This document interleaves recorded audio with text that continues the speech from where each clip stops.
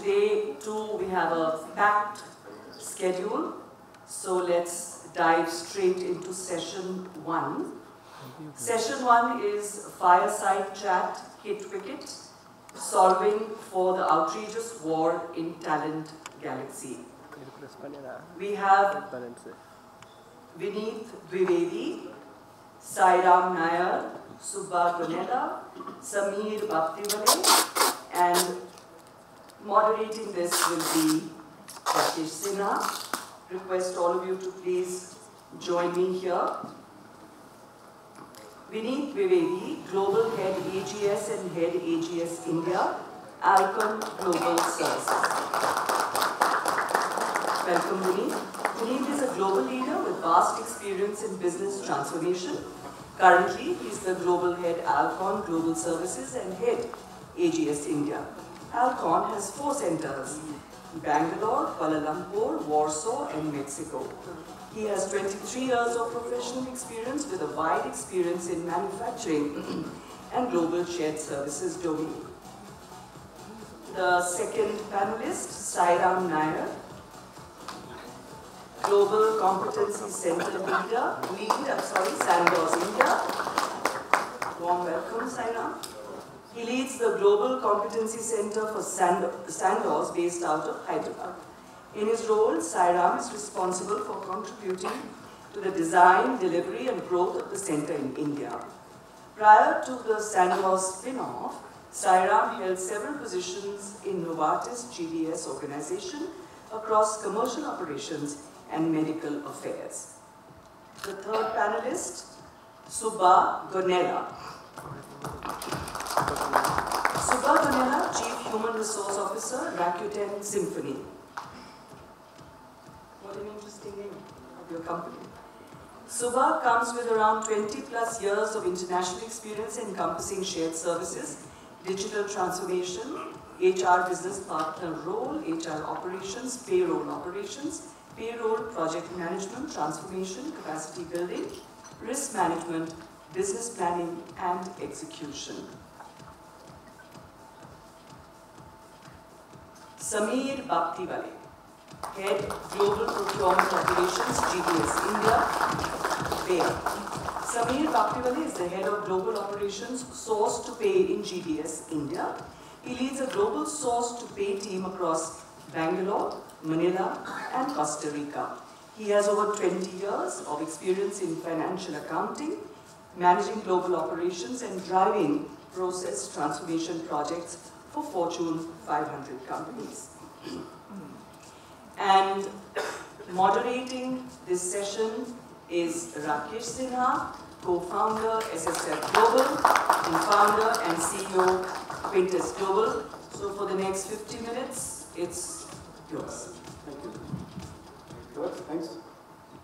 Good morning. Good morning. Am I audible at the back? Very good morning. How many of you know there's a term called hit wicket?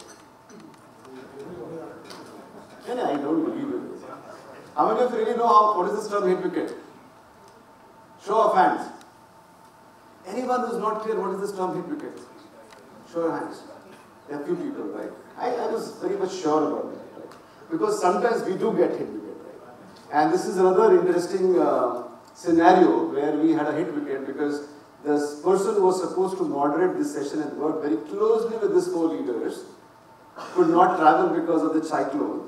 And last minute today morning when I was in my shorts having my breakfast thinking that I will start a little late because I was tired last night, and then I was told you are supposed to be moderator. I said, okay, that's good. Now the problem are 2. One is I have no idea what this session is all about, and these people don't know what I'm going to ask them. So they're all hit wicket. So that's the starting point. So I also feel like in a situation, how many of you watched a movie by name Bahubali?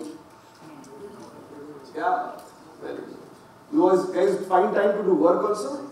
Cricket pata hai, movie pata hai, huh? Right, very good. So I feel like I'm like, the story writer and the director who was at last minute, like a Rajamouli is supposed to come and play the role of Katappa. Right? And the entire cast and crew of Bahubali sitting here and they were not expecting me to play. So I have written the script, I have written the entire narrative, but I never thought I'll be acting here. So thank you for accommodating me here for this session, and lovely all of you to be here very early morning. I really appreciate that. I know in Bangalore sometimes it could be very difficult to be here so early in the morning. One area where I want to start first, and maybe all of you appreciate that, this 2 days is also built on something which we are all mad about. At least majority of us are mad about. Actually, I was talking to Meeta and she was saying it's a religion in India, which is cricket. This 2 days all about cricket, right? Yesterday we were talking about across the line, around the wicket, facing googly, and we'll have many more terms like that today. We'll also hear that. And hit wicket is the first thing. And why we are talking this session all about hit wicket? That is very, very important. How many of you believe talent is the most critical thing we possess in India, and that also is a challenge we have when we deal with global organizations? How many of you believe that? So that's the reason we are having this session. Because it's an opportunity. That is our strength. At the same point of time, it's also becoming a challenge for us how to deal with it.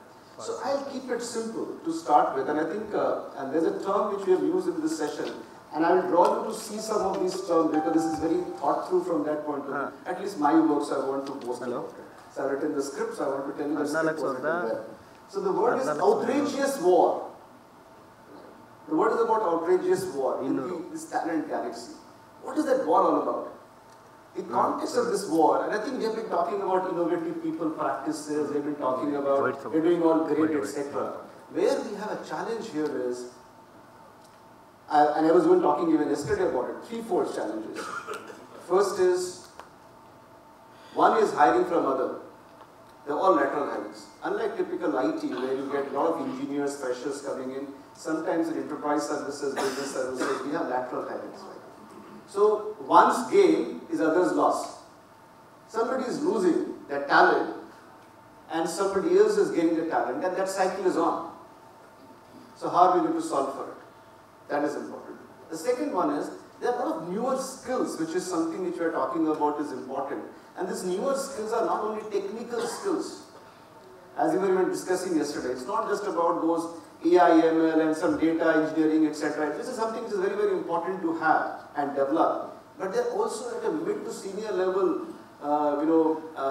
capability of the change, which is not the same change what we were managing earlier. Given this kind of a digital world, the kind of digital change it is required is a different kind of capability altogether, and here's the talent requirement becomes very, very different. That's the number two. And the number three is how we will ensure that we are not going to be the same vicious circle of my gain, your loss, your gain, my loss kind of a thing. How we'll figure that out. And with this, I think, as I said, their life is difficult, obviously, I don't know. But that's where I have a great panelist here with a lot of experience. They all have done wonders in their career. So I'll open some of the topics for you guys to really share your experiential perspective.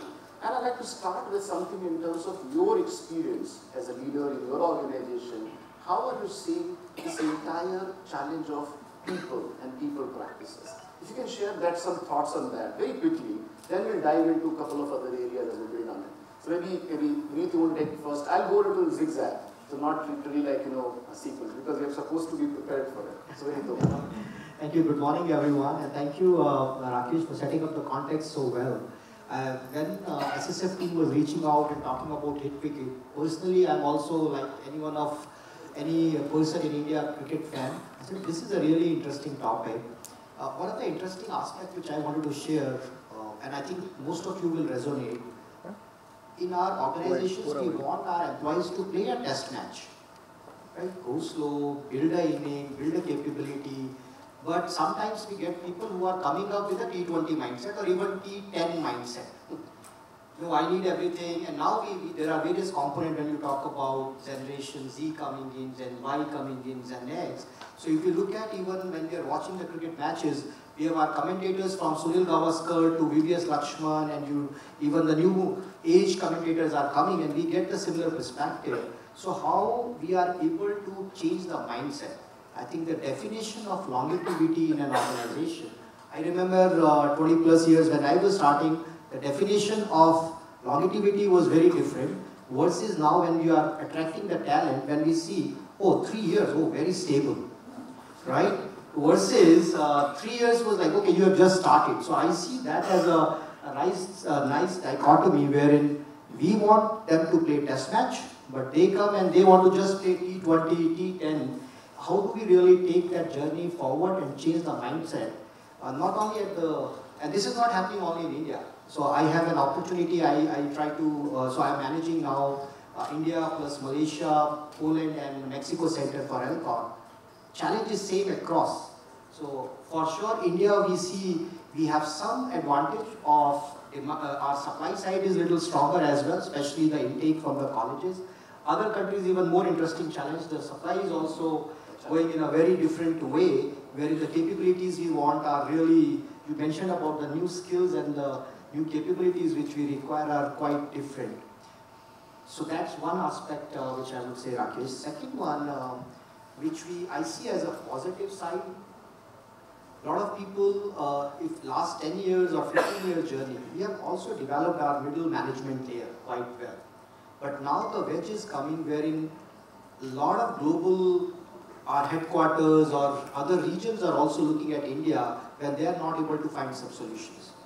The speed is increasing, and when the speed increases, you need power hitters or death overs specialists. So somehow I see when it comes to our product development team, IT team, some of those, whenever the global projects are happening, when they go into a death over, they always look at Bumrah. So I think I see there are a lot of Bumrahs or Smriti Mandanas in our India which are really rising up. This is a positive side. But how do we nurture them? I think that's something we would like to hear from other panelists as well. Sure, and absolutely. I think at the excellent point. I think very happy that at least we talked about Smriti Mandana as well. So, and some of the specific skills required at a different place. So two parts we're talking about is one is test match expectations versus the kind of expectations now the talent is having about T20, T10, and second is about different skills for different areas and so on and so forth, and different new skills. Maybe Samir, you want to add something to it in your perspective, what kind of experience? Maybe before that, thank you for this opportunity. And since you spoke about cricket, although I'm not a great expert, but I do believe that it is essential for us leaders to also help people get across the journey from a gully cricket to a World Cup. So that's very essential. And how we could do this in our GPS organizations is how we could link the vision of GPS to the entire organization vision, or breaking the barriers and help every employee understand what they are doing. In most of the companies we see GPS is more of a side organization doing traditional work, but how we could break the barriers and get the employees closer to the organizational vision is the most important aspect that every GCC should think about. Talking about talent or how we could nurture and get to that point, I think there are many things we could do, and I'm sure we could talk a little bit, but it largely based on 3 factors. How can we engage the talent? And it's not just talking about engagement, but also measuring that engagement with the right surveys, with the right KPIs, parameters, and not just engaging, but how we can develop and get them to the right focus where they really want to be. So those are the 2 things which I would like to start with. Right. That's a good point, and I think many of you will agree that in some form or other, some of these is what we are doing in our organization. We are trying to have some engagement initiatives, trying to engage it. We are trying to figure out which role, which person should fit in, etc. The question I think I'd like to come back to both of you is that what is that specific which you are trying to do in your organization where you have been successful or where you have tried but not succeeded? So I'll come back to both of you, just think about it. But before that, maybe Sairam, quick comments from you on your experience. Sure. So firstly, I'd like to compliment Rakesh, you and Anand and the team for setting up this show. I think it's phenomenal. And for the last 12 years, I think it's really, really inspiring that you're doing this. This is my first opportunity to be part of this forum. Thanks for inviting me. I'd also like to congratulate Vineet. I think his team won 2 awards yesterday. I hope you celebrated. Yeah. So the reason I'm segueing to awards is when cricket teams win, most of my friends watch the highlight of the game. I watch how they celebrate in their dressing rooms. Yeah. And so winning is easy, but I think continuing that and celebrating that success, whether it's big or small, I think is equally important. And I make it a point to ensure that every small win is celebrated to the fullest because that leaves a lasting experience and impression. Now coming to the question of okay, before I get to my topic, a question for Rakesh. I know you talked about Baptiwale and I think you have a penchant for war films. Why so aggressive, right? The war for talent and hit wicket. Perhaps when we leave the session, I want this to be perceived as a piece with talent, and instead of getting out hit wicket, hit boundaries. Yeah, that's what I would like to take back. No, that's a good expectation, Sairam. Let me just come in here. That's a good expectation. But if you go back, and this is what we are seeing from outside in view, if I have to say that is, that expectation is to have great talent, they should be playing well, but we are fighting with each other as an organization. We are really in the race to hire the talent. If you go and talk to some of, I don't know, anybody is a talent acquisition specialist here. So there are people who are just mad about finding out how to get talent and from anywhere, whatever way. So that is where the whole war is on. And we are saying, instead of war, can we have something different where we nurture it? Can we collaborate, etc., etc. That was the reason. But nothing to do with the war movies here.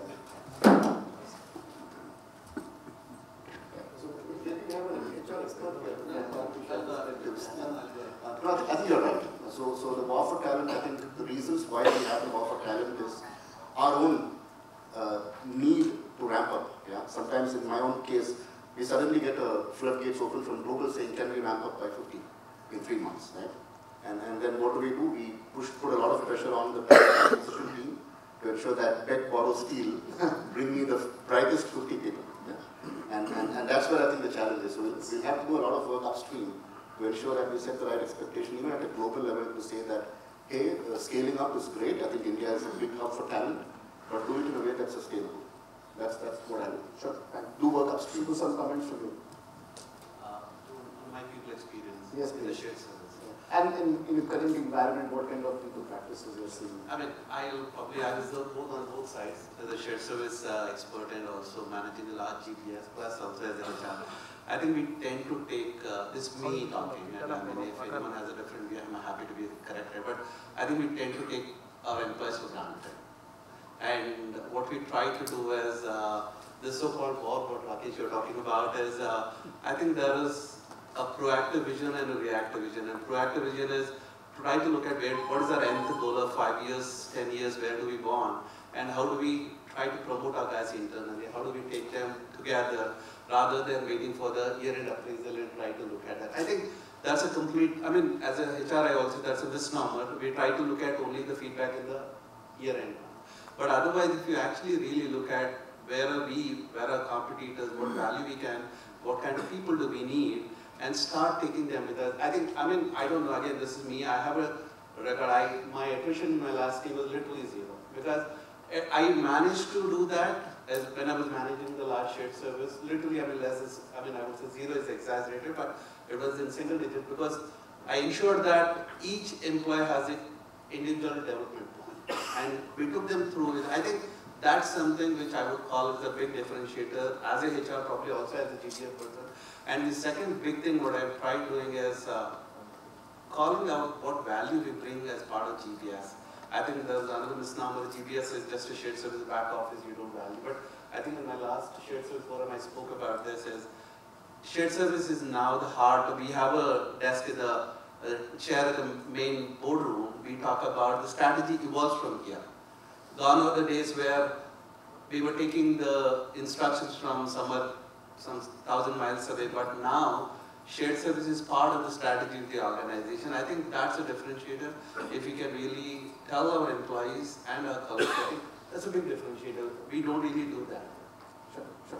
Well, good, thank you for the perspective. And I'm sure we'll come back to you for this question on striving slightly more in terms of how to keep it in a single digit. Because, you know, interestingly, just to share with you, I have pretty similar experience with my own organization where we are keeping something like single digit in terms of attrition and being a great place to work. But of course, I'll also share some of the experiences. It's good to come back to you on that perspective. Maybe Rakesh, I'd just like to add something to. So I think managing talent, right? I could relate this to one of the trainings I attended in the past. To manage fish, you really need to keep the fish tank clean. And if you keep the fish tank clean, you really don't have to really worry. So relating to our talent and our organizations, it's quite essential to have the right culture. So the culture of the organization would be the foundation to really ensure that we have the right talent. So it is essential. And here again, when we talk about talent, I think talent in particular has a huge potential, but most of the times we limit the potential by specifying the talent in terms of JD. So it is essential to actually break the barriers of the JD, unlocking the potential of the talent and seeing what they could do differently even beyond their core role. And this is something we are trying out in Bio, where we have recently tried to take a lot of interesting facts from this book called Humanocracy, written by Gary Hamel. And here we are looking at how we could break the existing barriers of hierarchical leadership and get more people and ensure that we empower our people to get the work done. Getting the people closer to the business, empowering them, and those are the things that we are currently trying in Bio. Excellent. This is a great point. I think this is a great practice to take it forward. You want to add quickly to this? I mean, I'll add a DC connotation. And in my formative days, I'm talking about empowerment again. In my formative days, my boss used to say, I mean, it's a DC connotation. He used to say you should be a C2C. Chaprasi to a C. Okay, so there were days when I was in overseas, when I was in a sales office, when I know where a customer was coming, there was no one there. I used to clean the tables as well. But there were days where I was sitting on the other side doing the negotiation. But I think I agree with you from a culture perspective, from a, what you call the empowerment perspective. Luckily, I got mentors. There was no boundaries for me. I did everything probably that actually helped me to stay with them for long, rather than actually sticking to my GD. Otherwise, probably I wouldn't have stayed with them. Sure. But I think this is a great practice which you talked about the book, and maybe you can elaborate further and we'll come back to that. But Vineet, there's some specific practices where you think, this is where we were able to, nurture the talent, develop the talent, and this has worked well for me, or it has not worked well for me, either ways. Sure, I can share some examples, and I'll give again, stick to the cricket analogy.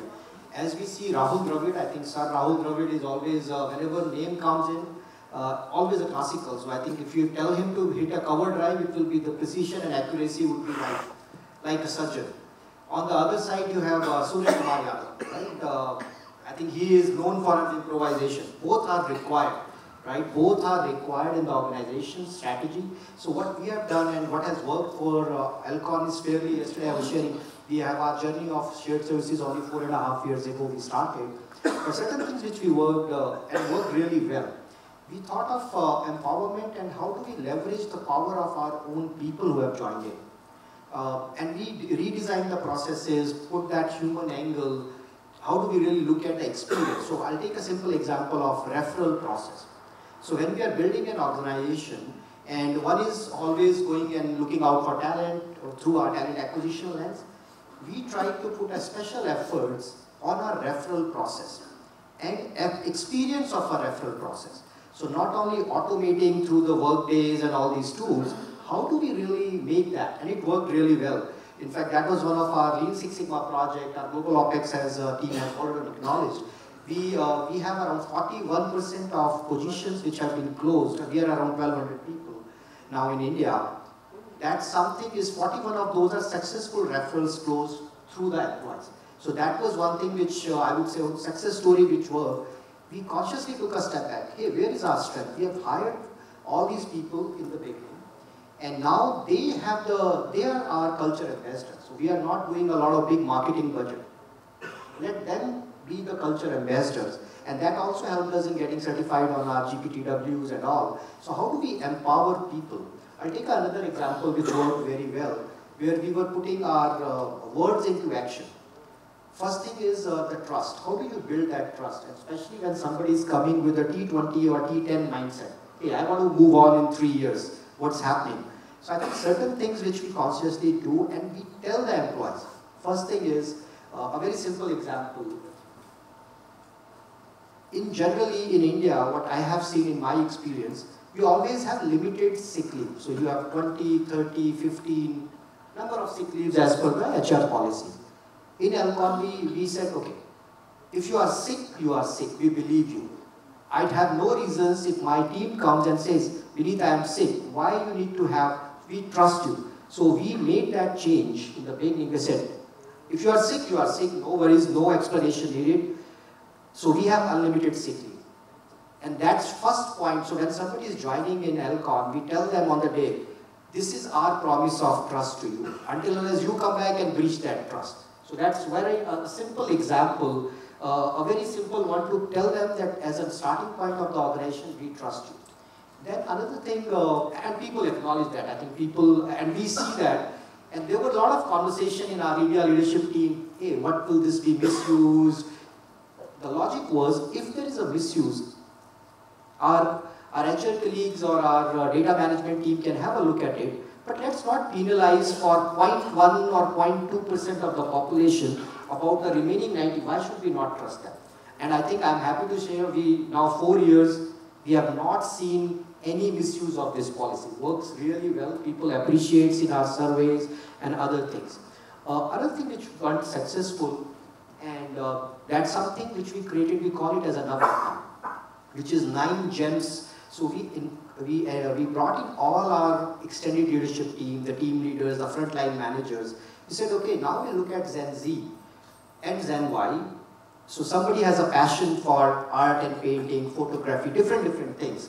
So how do we bring and make them as a leader? So now this Navratna we have been running, so there are different 9 initiatives come together, hence we call it Navratna. So if you, I'll be happy to host any of the industry leaders coming to Alcon. In our office, when you walk through, there are quite a nice gallery walls. We do not have any pictures of brought in from outside. All the paintings, everything is by the employees. So they have, and we did a contest because more than 100 people were there who wanted to display. So small things, when we are bringing their families, you can see the passion in people. They want to show them, hey, this is where my painting is hanging. Why don't we go there, take pictures? So how do you bring those elements together?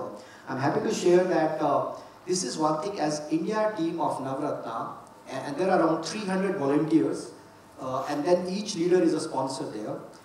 This was highlighted in board of directors for the global one on the culture side. So our global CHRO, when they were talking about, they visited us. So we received like, in this year, 370 global visitors.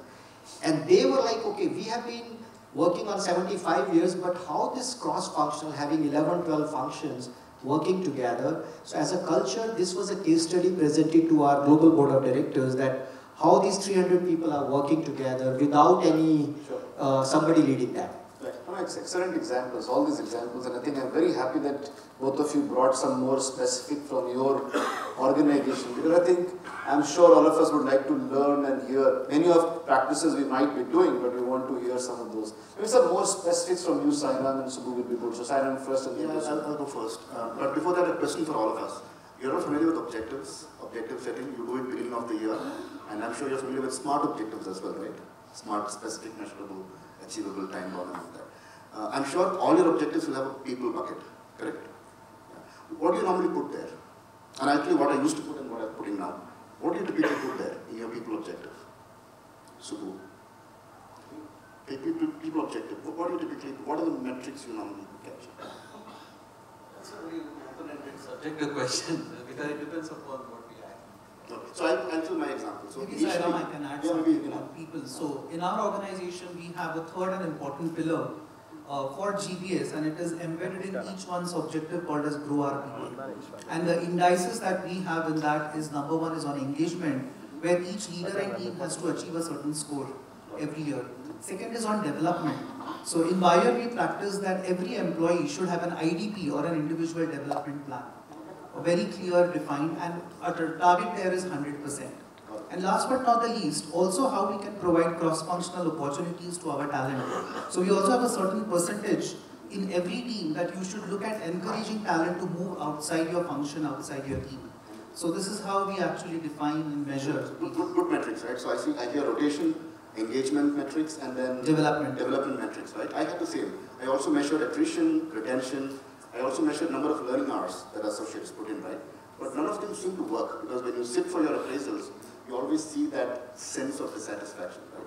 So, and what I realized is most of the objectives we have are typically, lag objectives, or lag indicators.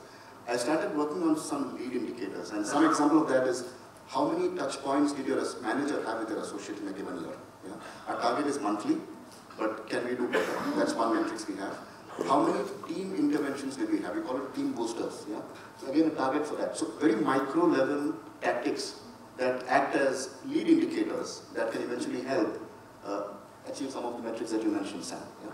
So getting to the basics and building bottom up is the approach that I've taken. I think that's reasonably successful. It's helped me improve my associate engagement score, which helps me customer engagement score as well. That's a good point. I think moving from, and I think some of the points you also talked about is very powerful, but I think just to connect these two together, it's about how to look at those people engagement scores through not just the lens of a lag indicator, but the lead indicators, and just breaking them down pretty much, monthly, and making those small tactical touch points and so on and so forth makes a lot of difference. Very, very, very well said. So we want to add something to that. I mean, why is it subjective size? For me, you can have lead or lag any of these metrics, but again, end of the day, as I said, to be specific from my organization, what we try to do here, how do we celebrate employees? Because we have top talent, and what we try to do is top talent is, it's important we tell the world that these guys are the top talent. And we do tell them, and we do make, it's like a big thing for the employee as well, that actually makes him feel that he's one of those top 10 in the organization, that he's a top talent. And we as an organization, we are committed that what I do as a CHRO is sit with each of the top talent and ensure that what do I do if my appraisal cycle usually is 3 years, what can I do to get him up to the ranks in 2 years? That's something which I do for every top talent. The other one is succession planning. For every critical role, I ensure that I call out my succession plan, I call them that you are the successor, but not to kind of ridicule the other guy, but we also build a culture that each of them does a collaboration, partnership, everything. And every moment we actually make it a point to celebrate. I think that is really helping us as an organization in terms of, the way I see is every organization has high flyers, some people who are there who are good in taking it, like Naveen was talking about a test match. You have some people. So how do you balance out and celebrate each guy? That's more important for us, and I think that's really helpful.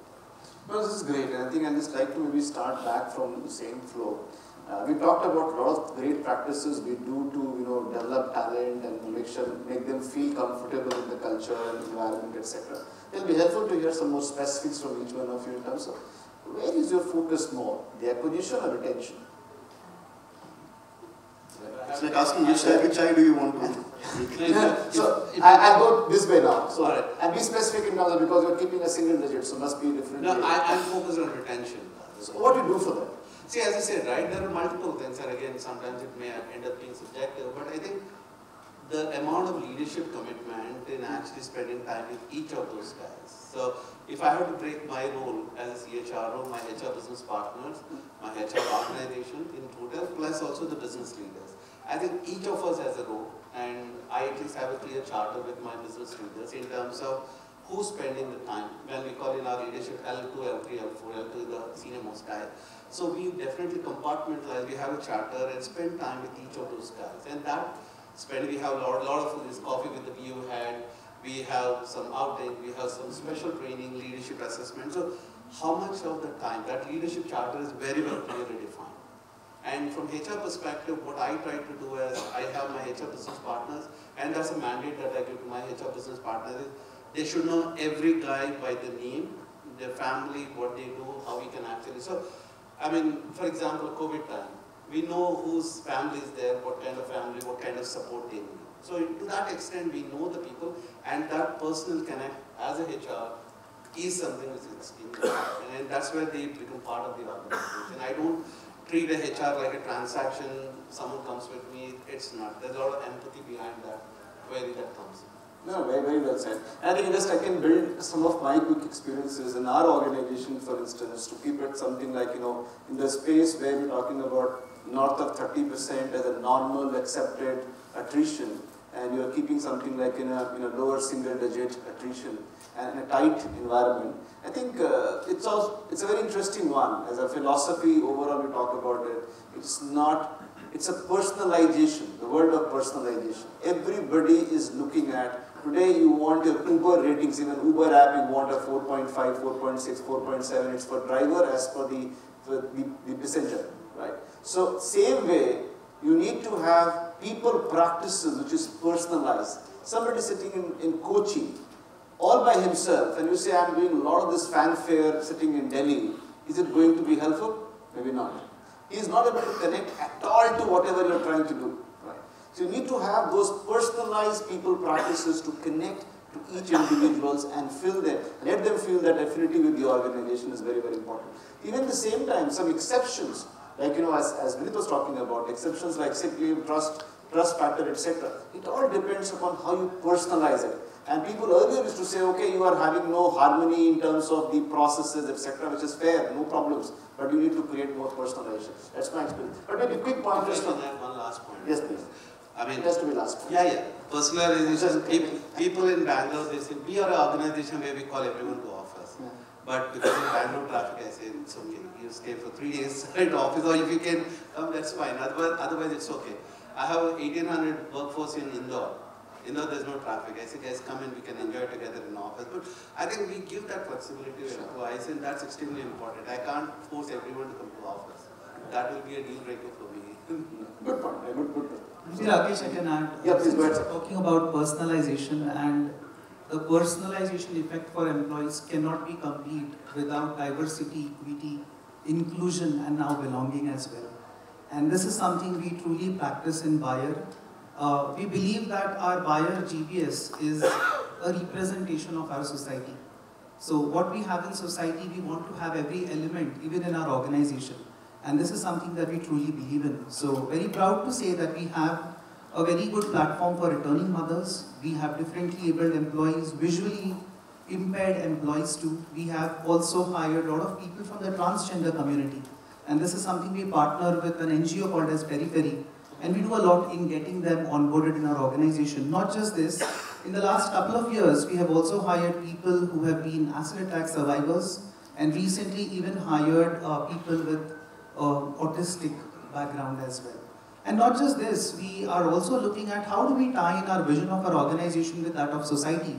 And Bayer being an agricultural pharma company, we are also now looking at hiring talent from our rural background or economically backward society, looking at rural background colleges from the farmer community and getting those students also onboarded with a very well engaged onboarding process for them. So these are some of the things that I think every organization should practice, and that also helps the organization to have a very good culture, open culture where everyone can bring their true self to work.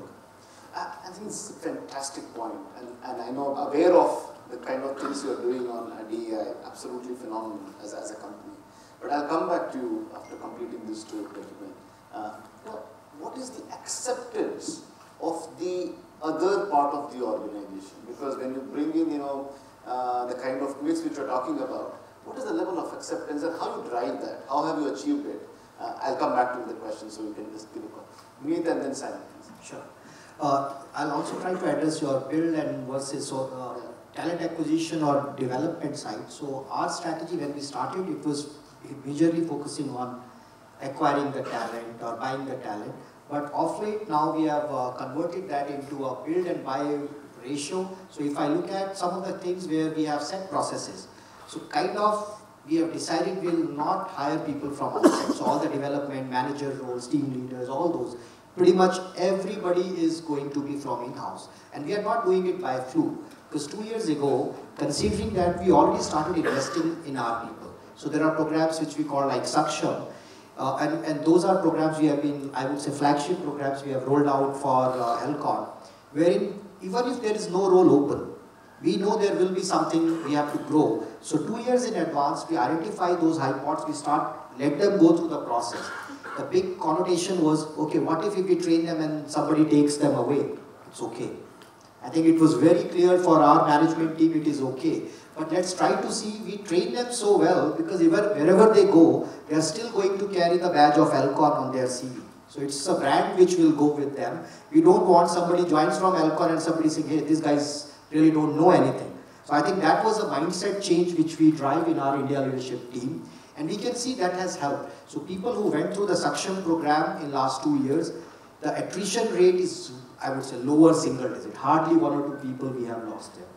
Now there are new capabilities like digital health is something which we are working on. We are hiring, we have to hire some doctors, which you cannot develop doctors within the organization or a cross-functional movement. For that, we are still latching on to our classical talent acquisition models which are working.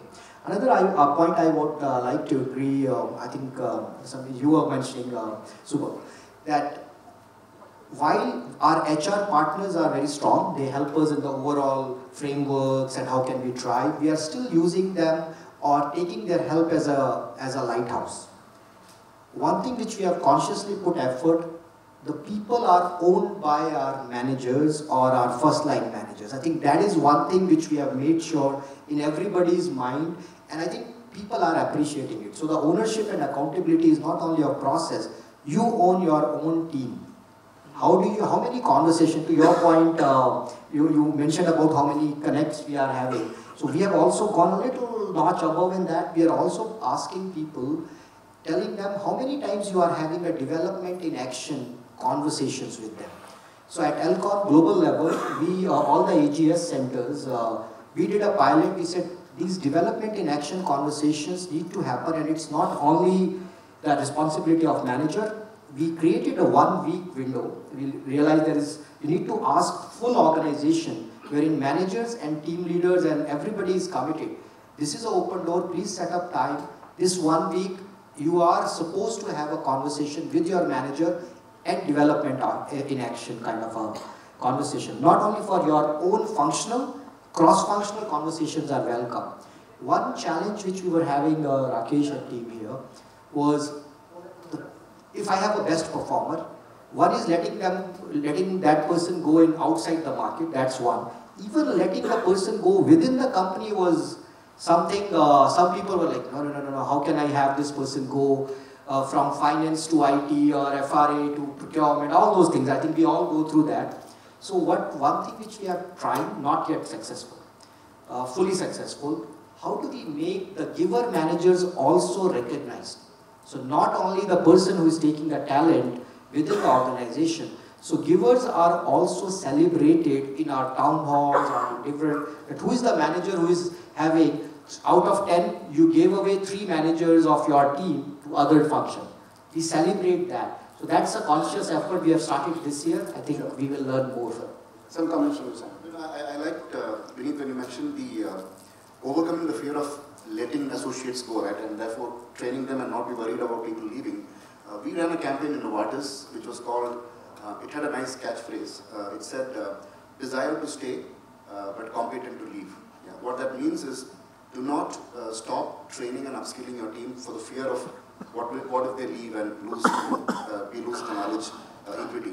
And I think that campaign worked really well, but the problem is, if you don't train your people managers well, it can actually backfire. So there were many associates who came and said, my boss is asking me to leave, what should I do? Yeah. So we need to be mindful of that. Yeah, just be mindful of that. On the acquisition piece, I think a question for all of us. How many of you had lunch or dinner with a talent acquisition manager recently? When I asked this question to my team, 0. Yeah. So I think the expectation is that you give the JD to the task team and they will have to bring people in, not source, right? It happened. The hiring manager has invested time, energy, and knowledge with their acquisition specialist to explain why we are hiring, what are the target areas we can hire, how can we work with academia to bring in talent, etc. So I think there is investment in every touch point which will reap benefits. And expecting someone to do a job when it comes to acquisition will not fly. And I think it's a good point, and this comes to my last theme. I'll just request you if you can just keep it very short, all of you is, while you're doing a lot of work which is inside your organization, what kind of collaborations, anything which you're working on with external organizations or partners as a community to build that talent? Because as I'm going back to the starting point, that our struggle is we are doing a lot of this, but still finding, and all four of you, if I have to say that, you must be hiring from each other, right? So once gains, others lost, right? So what are we doing to build that community, nurture the community, or external partnership? Like yesterday we had a couple of leaders from academia, and she was talking about how you know, like for example, all institutions, all colleges, all university will have something called, you know, industry interaction cell. How many of organizations, and maybe it will be helpful to hear from you all as well, anybody who is having an academia interaction cell in your organization? Anyone? That's the point. So, but I just request if you can just have a quick comment in terms of any specific actions you guys are doing in terms of collaboration beyond your organization with the partners, the ecosystem, etc. A quick input will be helpful. Okay, I can go first. I mean, we're trying, but we're not successful. Is to build this corporate campus, connect. I know everyone understands the benefit of that, but I think the outcomes are suboptimal.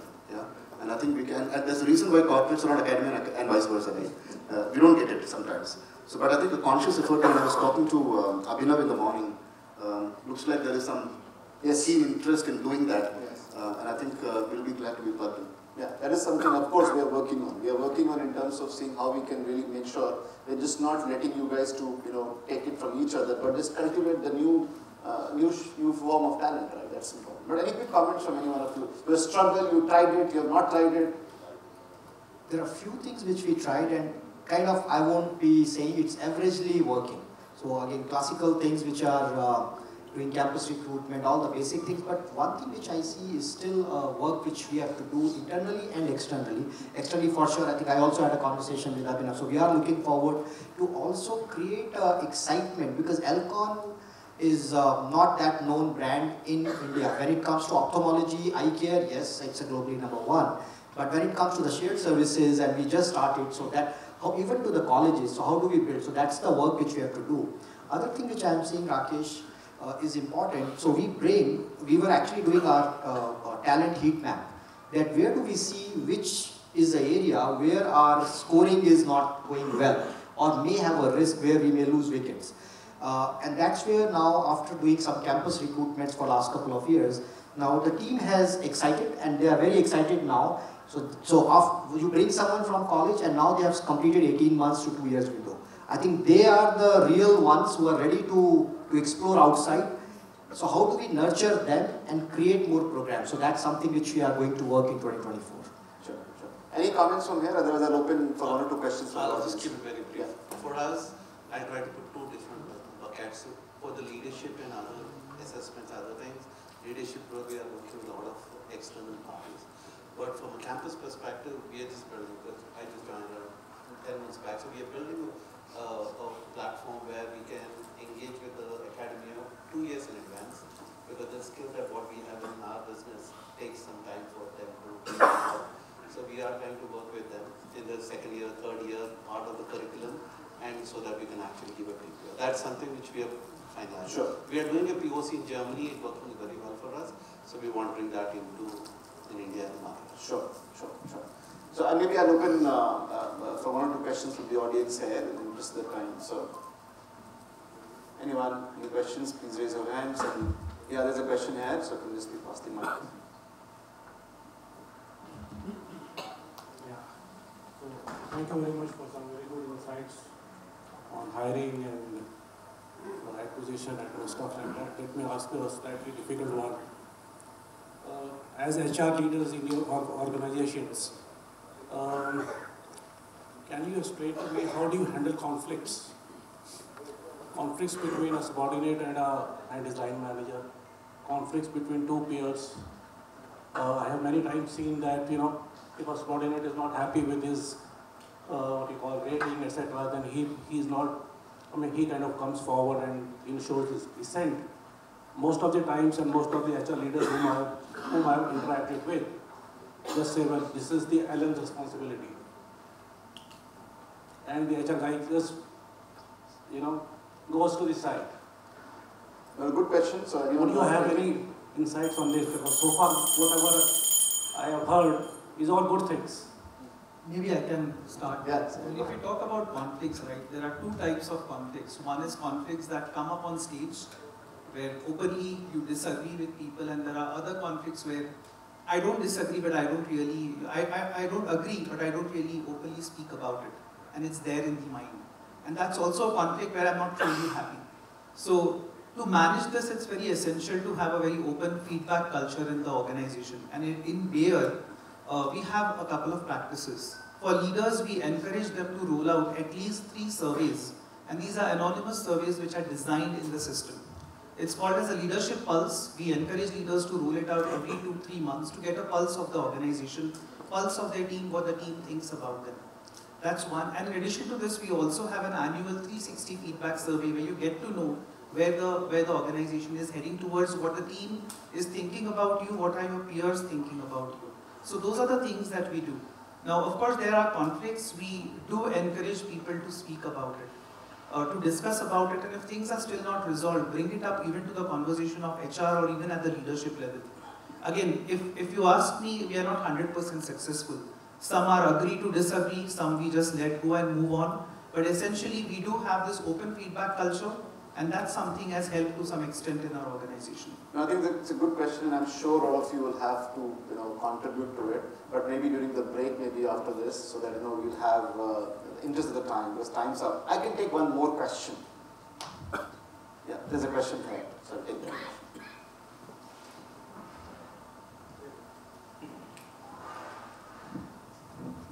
Yeah, hi. Thanks, Manisha from Coca-Cola. I just wanted to check in academia, how do you go to the schools which are below top 10% of the quotile? Beyond that, IIT, IIMs and the top B schools or tech engineering. So the question here is that are you guys experiencing any campus partnership, not with only premium institution, but the tier 2, if I can say that? That's a question. Yeah, I can give a quick response. So I'm a firm believer that academic scores does not directly translate to performance in corporate. Yeah. And I've consciously tested this out in my medical communications business that I was running a couple of years back, where we deliberately went to tier 2 colleges or tier 1 on day 10, so that you don't get the cream. And it's really worked well because I think we have an opportunity to groom some of these talents. Many of them don't score well or stay at the top not because of their intellect, but because of multiple other factors. And the moment you groom that and train, you actually reap benefits. So I'm a big fan of tier 2s. And I just want to take a couple of rapid fires if you guys are okay, right? So there are a few questions and maybe just hear that, and you guys can also respond to it. So from an employer branding perspective, right, below in order of importance for the next 12 to 18 months, the options are comp and benefits, work environment, career development.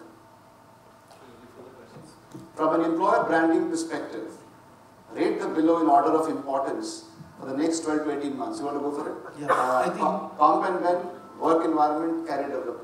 I think the most important is work environment. Second comes career development, and automatically if career develops, comp and benefit is taken care of. Okay, good. Next one. So we need to. Purely from an awareness standpoint, do you think enough is being done by promoting DEIB? Awareness, options are. Awareness is in place. Some awareness, more can be done. Lot more needs to be done. What's your option? Lot more need to be done. Lot more needs to be done. Okay. You guys agree to it? Yes. Okay. Rate the following in terms of priority, investing in training programs. Now, Sairam, you can take it. First-time managers, Gen Z, functional leadership. Where do you think the priority will be? First-time managers, investing in their training is important, number one. What were the other two? Gen Z and functional leadership. Functional leadership, and then Gen Z. Gen Z we can deal with. Okay. If you have teenage sons and daughters. Okay, the next one to you. Rate the following in terms of helping GCC build business context. Secondments, tech-based L&D such as AR, VR, having same definition of success irrespective of GCC. So whatever you think is important to build a business context. There's a GCC, like you're playing a GCC in a business context. What do you think is more important? That secondments of some people from the business to the GCC, it's creating more technology-based L&D to learn about the business context, or have some success definition by saying you're in GCC, you can go back to the corporate. I think I'll go for the last one and come to the technology one. I'm probably less inclined of secondment because the culture here has a completely different parameter. So I'm very less inclined for the secondments part, but more on the technology and the I have a last question for all of us here is that Talent retention. What's one thing GCC should stop doing? Options are, and you guys can also participate. Stop doing. Stronger counter offers. B. Out of turn hikes and increments and bonuses. Job rotation option or job rotation offers. What one thing GCC should stop doing? Stronger counter offers, out of turn hikes, bonuses, and job rotation offers. Difficult one, right? Stronger counter offers. Stop the counter offers, right? So what's your view? Both are interrelated. Okay. I would say all of them. You're okay? I think the counter offer. Counter offer. What's the view here from the people here? So raise your hands if you say stronger counter offers. Out of turn hikes, bonuses. Okay. Job rotation offers. Okay, good. Thank you. Thank you, everyone. Thank you for the panelists here. It was lovely having you all here. Thank you. And if you allow me for 30 seconds, okay, I feel that is my responsibility as a part of the corporate social responsibility. I would also like to request everyone, because I am from eye care, and maybe I want to share a few facts with you. I can see in the room, some of us are wearing spectacles, and in case not, we will be becoming eye patient. I'll share the numbers from WHO. By 2050, so next 25, 27 years, 50% of the world population is going to have myopia or any of the eye disease. And now you can see, we were talking about technology, digital, and we saw in the COVID time how the kids have to go for online and everything, and that is accelerating these numbers. So to make sure that you are not becoming Alcon patients in future, I want to give you a small gift which is called a golden rule of 20-20-20, because we are talking about cricket. It's not a T20, but the rule is called 20-20-20. And you can practice this rule by yourself, your home, to your kids and your colleagues in your office as well, which is every 20 minutes if you're working on a screen, be it your mobile or anything, every 20 minutes, try to look for 20 feet away for 20 seconds. So simple rule, every 20 minutes, try to look for 20 feet away for 20 seconds.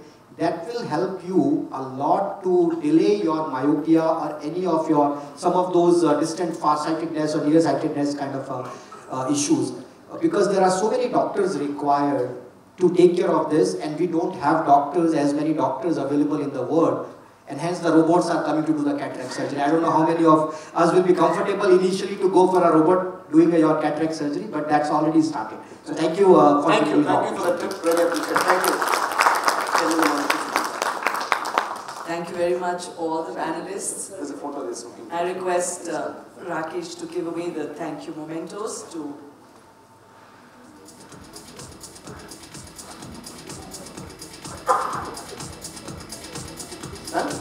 each panelist. Vineet Dwivedi, thank you for the 2020 new rule. Sairam Nair.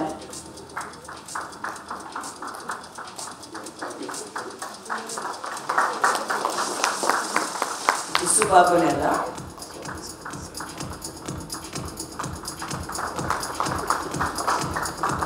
And Baptiwale.